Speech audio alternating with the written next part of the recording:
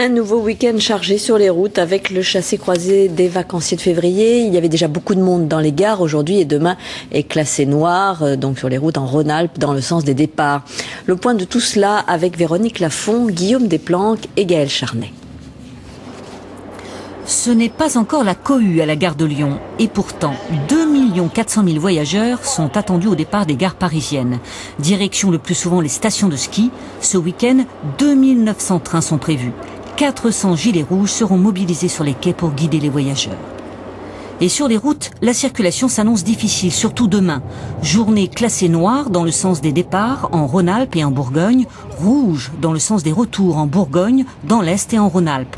En attendant le grand chassé-croisé, les motards de la gendarmerie sont déjà sur le pied de guerre, comme ici, sur l'autoroute A2 entre Bruxelles et la capitale. Même l'hélicoptère est de sortie et c'est bien utile pour constater certaines infractions.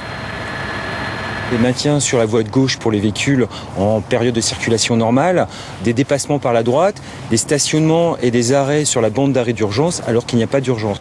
Pendant ce temps, dans les stations, on dégage les accès, comme ici au Jet, en Haute-Savoie, et ce n'est pas une mince affaire.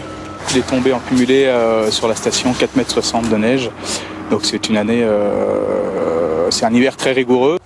Comme les arrivants, les partants vont devoir passer par l'épreuve des chaînes, pas si dur que ça selon ce garagiste qui nous promet un montage en 30 secondes.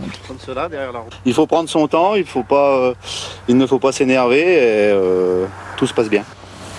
Prudence sur les pistes, mais aussi sur les routes. Alors on va revenir à la montagne. Donc